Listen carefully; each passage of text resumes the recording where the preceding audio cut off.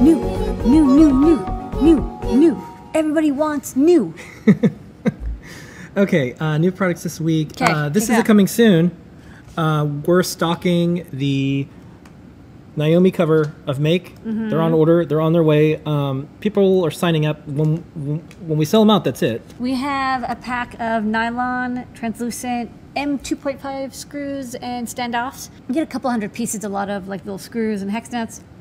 But also standoffs, both hex through and also like extender standoffs. This is one of my favorite products this week. Soldering iron. Yep. This is a non-base. This is just you get the pen and a plug. It has an adjuster controller box and it's really nice and you can adjust the temperature. Also, you can use it with Hakko tips. Next up, we got banana jacks and banana plugs. This is the set of banana jacks, and instead of having like you buy one of each, we're just gonna have them in a 5-pack. They're panel mount, and then we also have stackable banana plugs. Except it's kind of a big deal. It is not a new Raspberry Pi, but a new edition. Yes, to the Raspberry new Pi. model. This is the Pi Zero WH. It's actually the same exact board, except they solder the header on. Okay.